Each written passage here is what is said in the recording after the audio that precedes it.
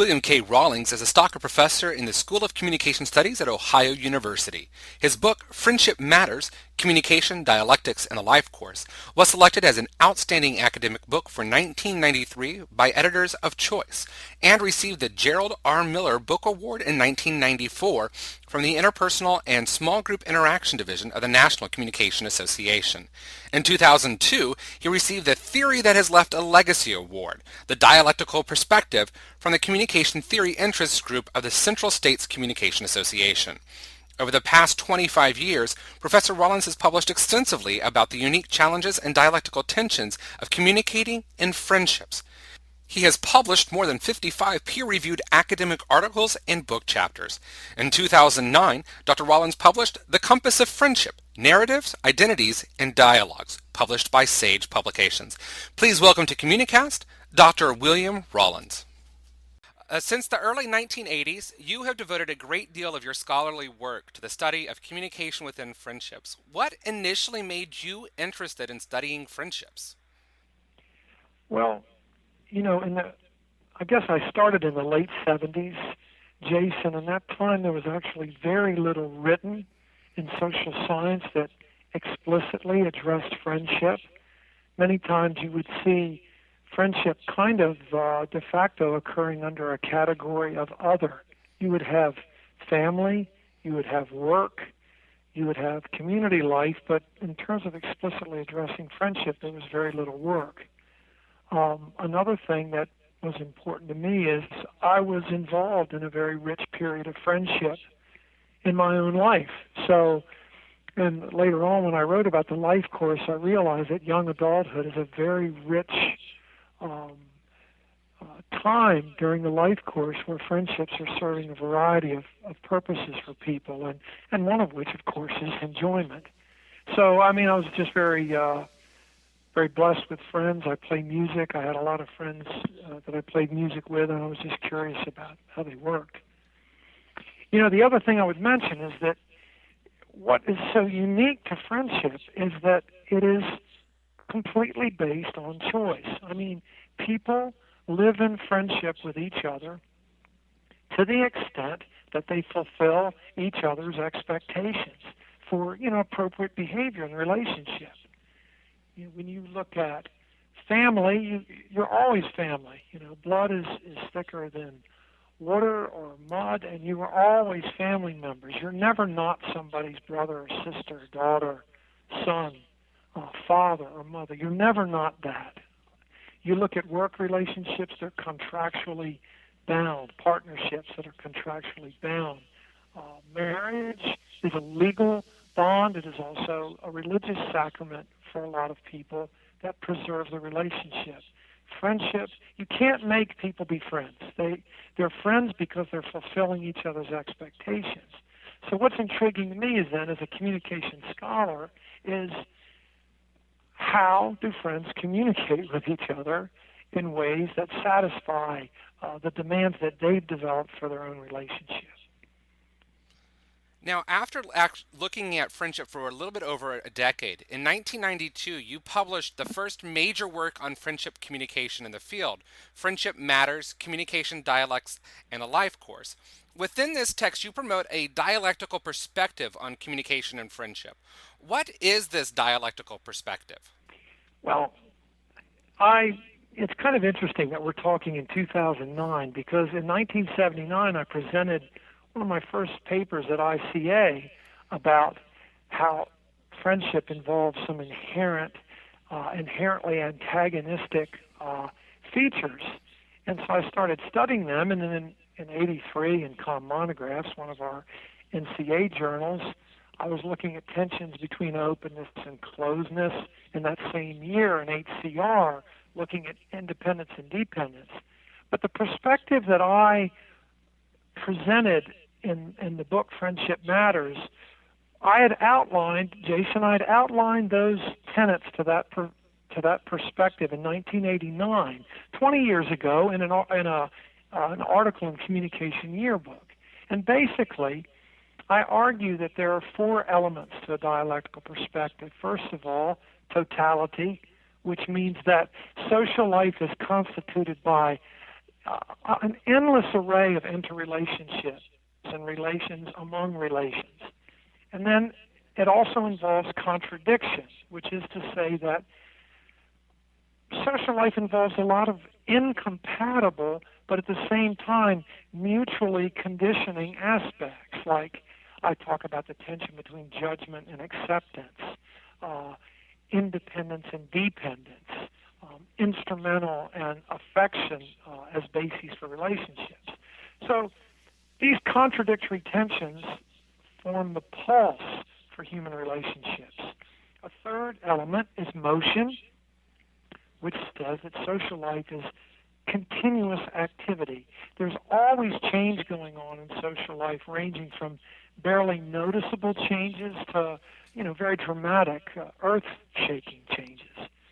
And then finally, there's the element of praxis, which basically is the notion of the kind of world-shaping reflexivity of human action. And what that means is we're simultaneously subjects and objects of our own actions. So we might make a choice, do a behavior that then sets up concrete conditions that we then have to respond to. We become objects of some of the actions that we have chosen. You choose a certain profession. There are certain requirements that then you are answerable to that are beyond your choice. Basically, I argue that friendship involves 6 dialectical tensions, and one of those is the tension between the private and the public, which means friendships course in and out of public and private life.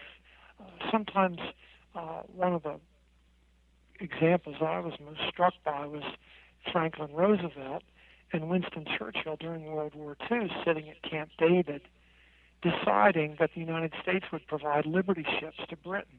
Now, were these two men, the Prime Minister and the President, speaking to each other, or were these close friends who admired and loved to fish with each other, speaking to each other? And in fact, it was both, but friendship wove in and out of their public and private responsibilities.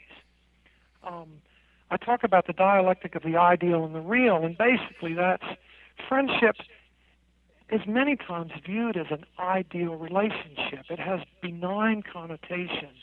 In many of our finest qualities as human beings, generosity, trust, loyalty, are part and parcel of friendship.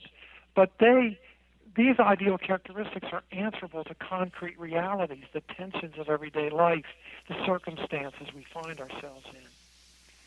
In light of those kind of broader contextual dialectics, I talk about 4 dialectical principles that I have found really intriguing in terms of shaping the practices of friendship across public and private life.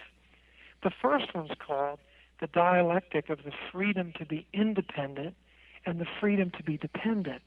And the issue there is when people become friends, they grant each other a pair of freedoms, which is to say, say you and I become friends. I mean, we say to each other, you're my friend, and you have to do what's best for you.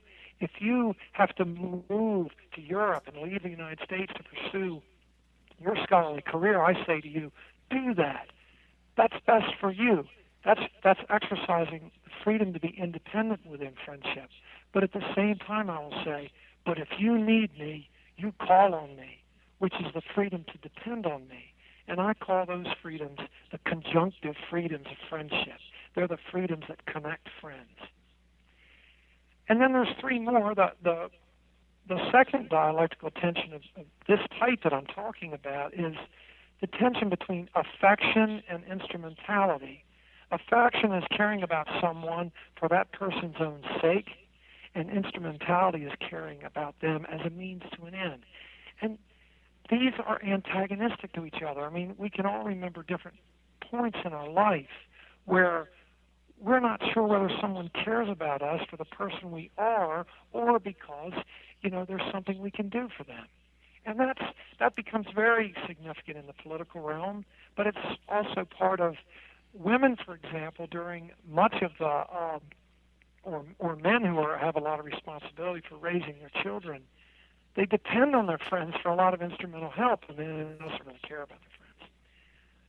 The next principle is called judgment and acceptance, and basically that's the tension between accepting someone for who they are, which is what friends do. We accept friends for the person they are, but at the same time, friends develop standards. I mean, we like people and we accept people because they live up to certain standards, which then as friends we hold dear, and then we judge each other in light of them. And then finally is the dialectic of expressiveness and protectiveness. And the issue here is expressing our thoughts and feelings, our private thoughts, our candid observations to friends, but at the same time protecting our own vulnerabilities and protecting our friends' vulnerabilities. There's some things that you don't tell friends because they're your friends. You know that if you said this, it would hurt your friend, or why would you burden your friend with this knowledge about you? I mean, why would you tell your friend this aspect of yourself that now they have to bear? They know this about you now. So you published in 1992 Friendship Matters, and you recently in 2009 published Compass of Friendship, Narratives, Identities, and Dialogues with Sage Publications. How has your view of friendship and communication changed from 1992 when you published your first book, 2009 when you published the second book? When I wrote Friendship Matters, I was looking at these dialectical principles and how they changed and how they stayed the same across the life course. And I was very taken by how individual lives with others both shape and reflect the periods of the life course.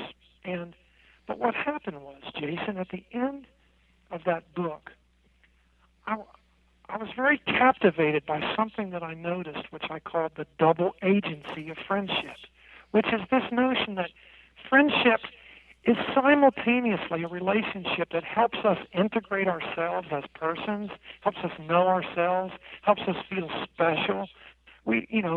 Aristotle said, and then several people that I interviewed in later life, including a woman 100 years old, said, my life wouldn't have been worth living without my friends. So it has this incredible personal significance. But the reason I call it double agency is it simultaneously serves social integration. Friendship connects people to larger social collectivities.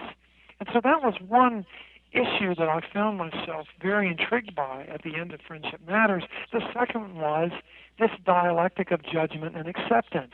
I mean, my intellect has been captivated by this notion of judging together and how we accept each other, but on the basis of that acceptance as community members, as friends, we also judge each other. We judge each other's actions, and we arrive at judgments together about how our community should behave. So I spent the next decade and a half, we could say, thinking about these issues, and what I became captivated by, I've alluded to earlier, with this notion of conjunctive freedoms. And what I believe is, I think freedom lives at the heart of friendship. And friends facilitate each other's freedom at the very same time that freedom connects friends. So what happened what happens now in the Compass of Friendship is I really started to explore initially at the dyadic level and then gradually across the book, looking at cross-racial friendship, cross-sex friendship, and later on looking at ethical and political aspects of friendship and potentials of friendship. What I start looking at is what I call actually another dialectic, but I think this is a very profound one, called the dialectic of individuation and participation. And the issue here is this. We simultaneously, throughout our lives in accomplishing our identities with others, our identities are constantly a function of this tension between individuation, which is recognizing ourselves as distinct persons,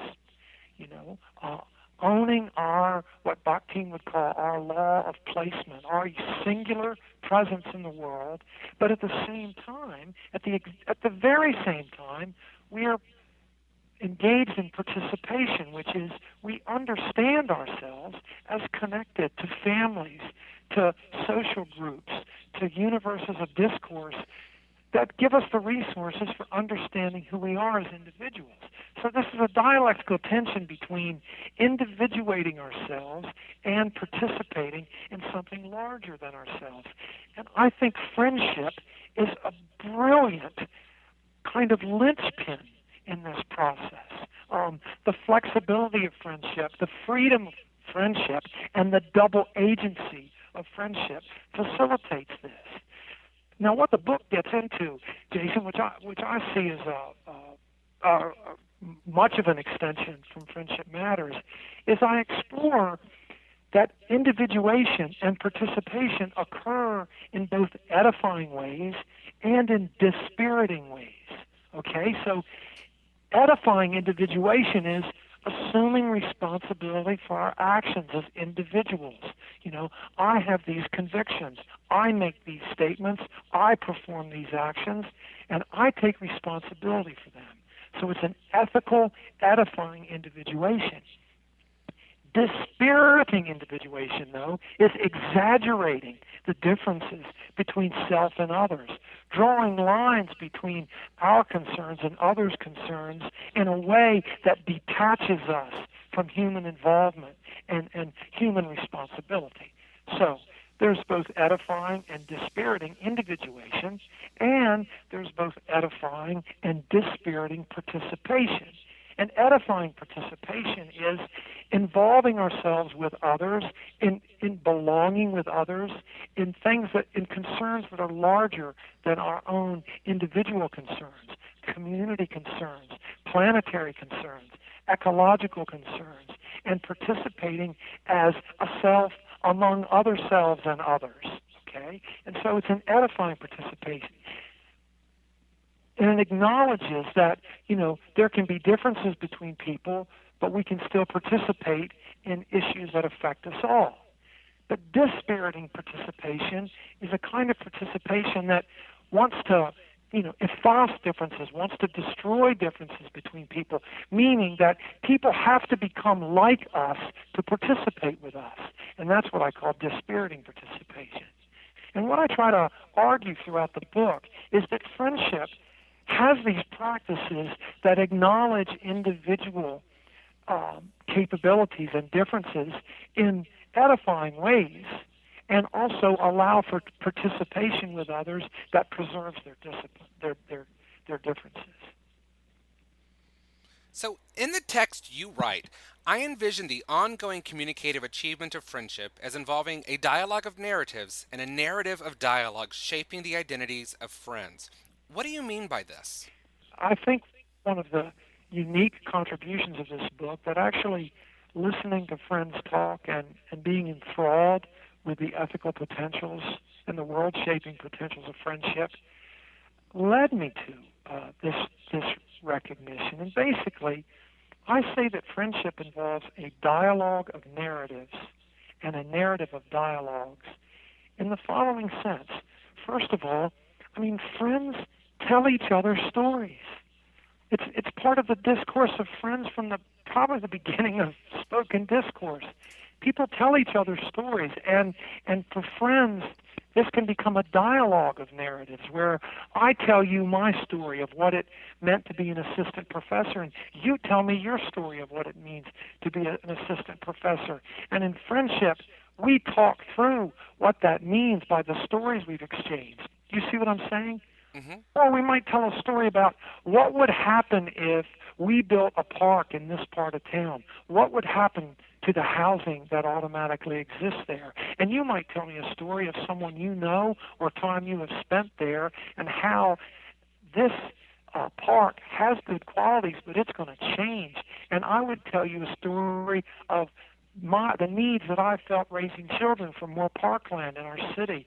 And through telling each other stories, we're engaging in a dialogue of narratives, is what I'm saying. We're exchanging stories, and we do it in a way that serves our dialogue. And the reason that I say that it's a narrative of dialogues is the many dialogues we've had across our friendship starts to compose the story of our friendship. It composes a narrative, and that narrative is the close told story of our friendship. The way this dialogue of narratives and narrative of dialogue shakes out is as follows. I think that storytelling between friends involves privileges and responsibilities. And basically, I discuss 6 of these. When friends tell each other stories, they're exploring the meaning of their experiences. Okay, what did it mean to start college during this day and age? You know, a second thing is stories explore the points of view and the particularities of friends' experiences. Okay, so I couldn't afford college, so I had to work when I was attending college, and my friend got a full scholarship, and those different points of view have us looking at what it means to educate students differently. But we tell stories to understand those points of view. Third, telling stories is an embodied effort. I mean, you know, it's fun to tell stories with friends. We get into them, but it involves speaking and listening. It's a co-told situation that the listening is as important as the speaking. And I think any of us would probably say some of our best friends are some of the people that listen to us in the most rich ways, at the same time that some of our best friends are some of the best storytellers we know. Fourth, I would say that when we tell stories with friends, we're concerned with the existential conditions that person was facing, with the cultural context. What's the time? What's the place? What were you doing? What were you feeling? Where were you? What was going on in the world? And so then a fifth characteristic of this storytelling is people are composing their identities as community members when they're telling their stories. When you talk about these meanings and these points of view and what was going on existentially and culturally, there's a sense in which you are performing a certain identity. You know, Bill Rawlins in college. And we perform our identities as belonging to things other than ourselves in these stories. And then finally, what I think is brilliant about narrative between friends is it we tell each other how events unfold in time. And we get a sense of the pace of each other's life, the press of each other's life, how time is configured. And so those are qualities of storytelling. And what I think simultaneously occurs between friends, not always simultaneously, but there's always this potential, are practices of dialogue. Because I want to remind you that friendship, I believe, in its best moments, embodies a lot of our most admired practices of communication, because we're speaking to each other in humanizing ways. Okay, and so the dialogue that's involved between friends is questioning, responding to each other's points of view. Secondly, it involves respect for each other's personhood. Third, we understand our identities as simultaneously involving similarities and differences. Part of the reason why we live in friendship is we share certain concerns and there are interests that we like. C.S. Lewis once said brilliantly, friendships are always about something. And we share that aboutness. At the same time, we may be different in how we orient to whatever it is. You know, you might be a better cook than me, but we both enjoy, meals. I might be a more talented musician than you, but we both enjoy music. And so we are able to respond to both our similarities and differences. And then 3 final characteristics of dialogue, I would say it involves active mutual involvement. I mean, friends are involved with each other. You don't passively engage in dialogue with a friend. A fifth aspiration is, and this comes from some good work by Stewart and Rediker. They talk about standing one's ground and allowing others to happen to oneself. And this is a wonderful notion. Friends stand their ground and stand up for what they believe, but they allow their friend to happen to them. And then finally, an aspiration of dialogue is to also realize that dialogue has limits. There are limits to dialogue. There's only so far we can go where I'm probably not going to change my mind. You're not going to change yours, and we respect that. Now, what I wanted to say is that when you view friendship as a dialogue of narratives and a narrative of dialogues, you realize that the spirit and stance of friendship interweaves with these practices and aspirations of both storytelling or narrative as well as dialogue. And what I would say is, what I talk about is that there are ways in which narrative and dialogue overlap. So in my mind, the practices of narrative and the practices of dialogue interweave and actually share some common attributes.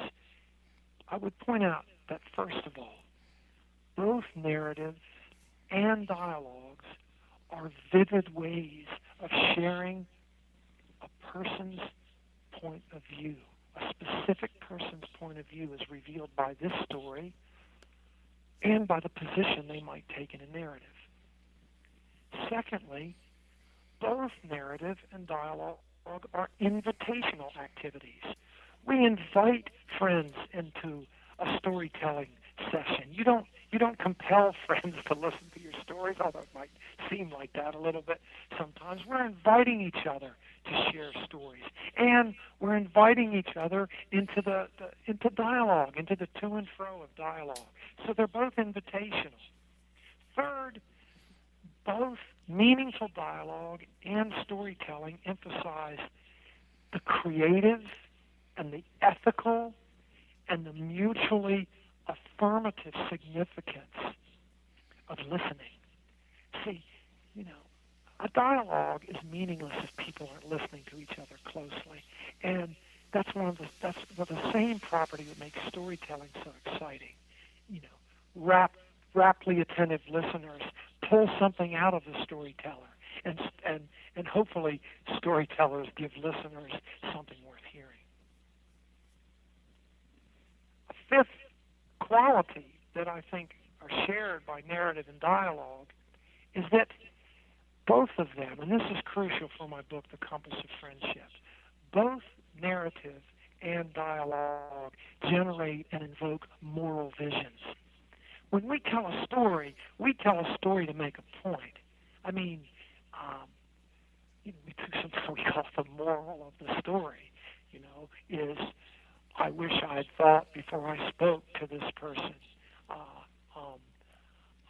I could tell you a story about getting a new utility knife the other night, and even at this point in my life, pulling it towards me and cutting my finger. The point of my story would be always push the knife away from you when you're cutting something. So stories, and they also invoke a moral vision in terms of this whole notion of the identities at stake, the time and place in which they occurred, the world that's being presupposed by this story. And is this a world that we're satisfied with, or is this a world that we want to change? Is this a relationship that we're satisfied with, or is this a relationship that we want to change? Is this an office that we're happy about, or is this an office that needs to treat people differently? We tell stories to invoke moral visions. And dialogue is, in many respects, it's obvious the moral issues at stake in dialogue. People have different positions, and they're trying to hash them out. And then finally, in this, Jason, if there's one figure in my book that continues to recur, it's the figure of making choices. And I argue many times the way living in friendship and the freedom of friendship is exercised is that we make choices together. And this, I mean this in two senses.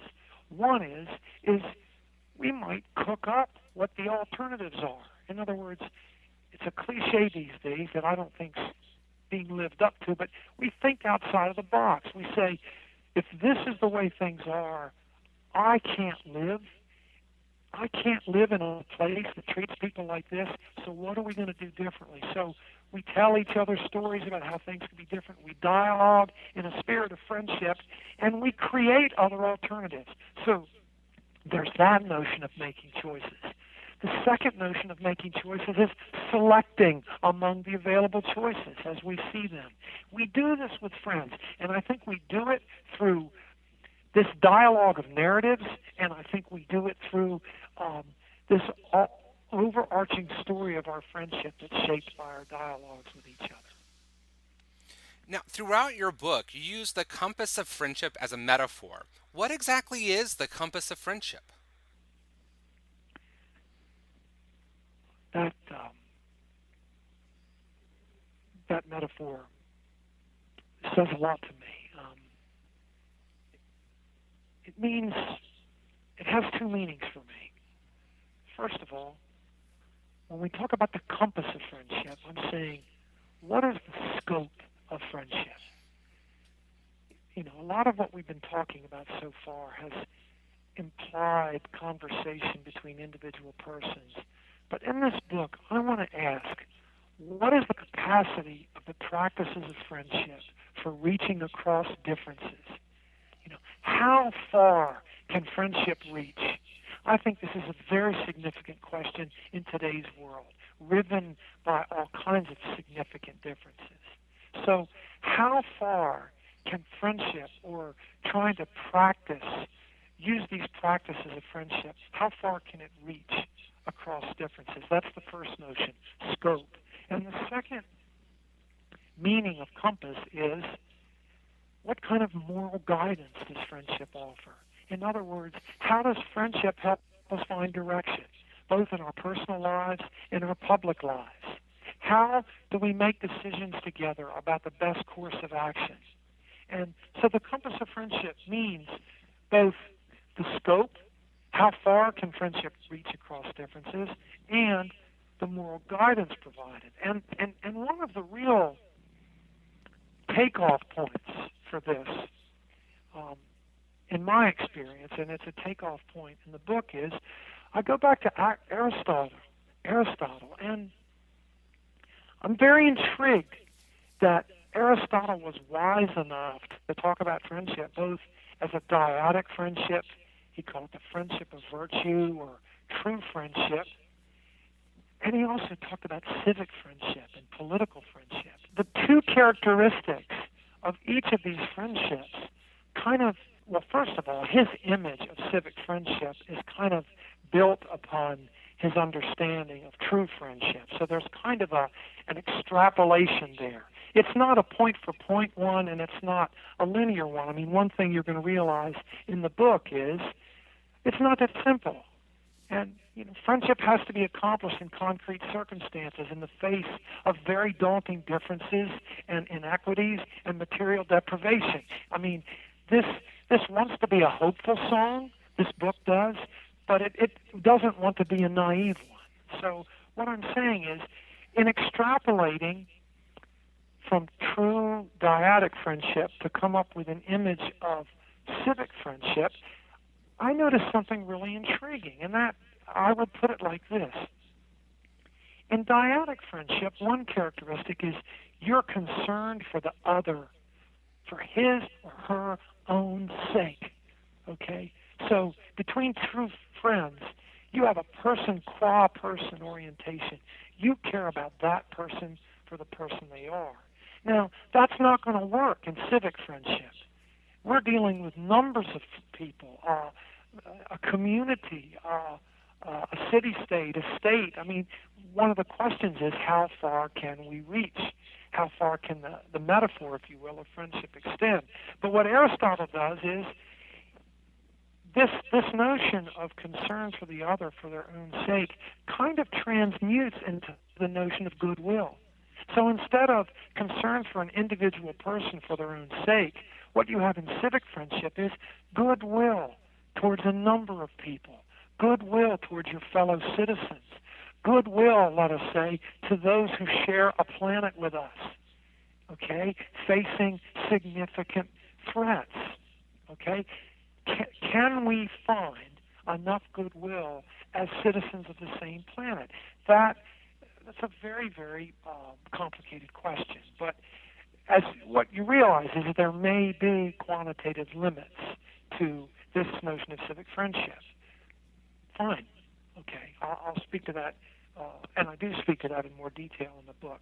But for the moment, I'm saying that this notion of the concern for the other, for his or her own sake, kind of transmutes into a notion of goodwill towards numbers of other people.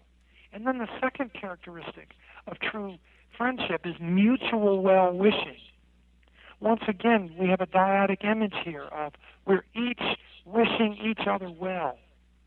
But what that transmutes into is a concern for the common good. And the common good affects a much larger group of people than just two people. And obviously one of the tricks that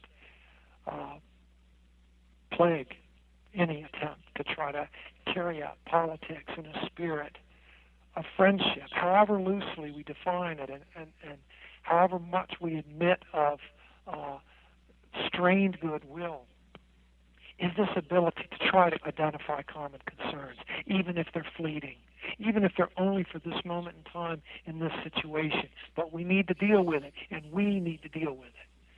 So what happens in the book then is I'm very concerned with and try to wrestle with across gendered identities, sexual identities, race identities, cultural identities, and then to look at ethical and political potentials. And the compass wants to talk about the scope of friendship for reaching across differences and the moral guidance that friendship provides, judging together. How much judging together can we do as friends? You've now been studying friendship and communication for 30 years. Yeah. Where do you think the study of friendship and communication needs to head in the future? Well, it's another excellent question, and it's a humbling one.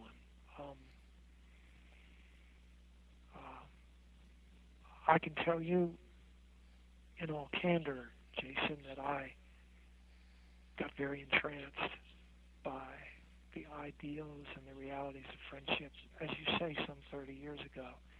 And I'm still captivated by both its potentials and its sort of like vexing problematics. That's why initially I formulated my approach from a dialectical perspective, because I heard in friends' discourse cross-cutting, antagonistic, but yet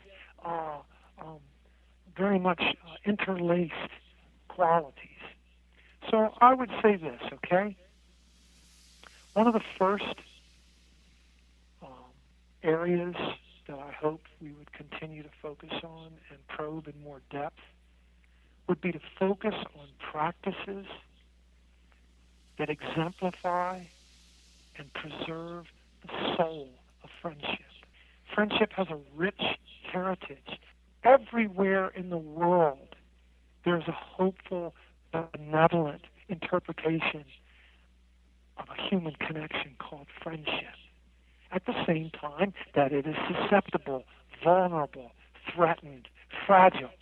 It has a rich heritage as a hopeful and ethical covenant between people and among people. And I would like to continue to research and understand how it's occurring, how that's achieved. I'm calling it the soul of friendship. We could call it its ethical ideals.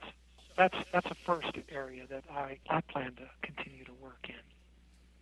Now, a second one, which I think is pretty obvious in terms of what's going on in our world today. I don't think you can pick up a newspaper without wondering about the changing and multiple ways that friendships are being made now and maintained in an increasingly mediated world. You know, I mean, it seems like every 3 months there's a new technology. We have Facebook, now we have Twitter, my students will go back talking about, instant messaging and as if it were, prehistoric, And of course, and it's happening in very significant political venues. The recent campaign in the election of our president was one of a very transformative extraordinary example of how senses of community could be created online and through a variety of social networking sites. This is all very important. This has not been my focus. People are starting to look at it. I think it's very important. I would say that one thing I would like to do, because I regularly teach capstone courses with our students here at Ohio University, looking at friendship, and we've been thinking a lot about how their understandings and use of technology have emerged with their understandings of friendship since they were very young, and so it's very wrapped up with each other, and I think that's an important area. And what I would like to do is actually revisit the life course. For example, like Friendship Matters, go back and look now across the life course how communication technologies are shaping and reflecting the practices of friendship. Very important. What I would also say, though, is I think that relates to the first one, because I think in the same ways that friendship has been extended, my undergraduates will talk about how they're able to keep in touch with so many people now. They have friends from elementary school, friends from high school that they're able to keep in touch with. But what they've said is that keeping in touch, that texting, that posting on each other's Facebook and these sorts of things is starting to take the place of actual time spent. And it takes so much time to do those activities that there's less time to actually what we might call go deep with our closest friends. And that's a danger. I mean, a different way of putting it would be this. Even the verb friending. Friending is a trivialization of friend from the standpoint of a personal friendship, because people have 1,600 friends. Well, maybe that starts to look more at civic potentials or political potentials, and I'm happy about that, but I'm also wondering about what's getting lost in the bargain in terms of the existential significance of becoming friends with another person. So these first two focus on practices that exemplify and preserve the soul of friendship, and then secondly, examine the changing in multiple ways that friendships are being made and maintained. They're a little bit at odds with each other, though they don't have to be. I would never want to say that. And then finally, a third area I would suggest is how can personal and civic friendships be conducted to serve individual and collective well-being? I still think, in fact, I know that friendships are essential to the well-lived life. When I have studied later adults, the significance of friendships for their sense of well-being, their health in later life are very, very striking. And this is both personal friendships and companions that simply link folks with the plaka if you're in Greece, or the mall or somewhere in town where people are getting together just to talk and see and be seen. I want to know, how can personal and civic friendships be conducted to continue to serve individual well-being, but also to serve collective well-being? How can friendships serve a viable, political life for people and for communities? How can it involve people in the important civic concerns of their lives? And these are important issues to me, because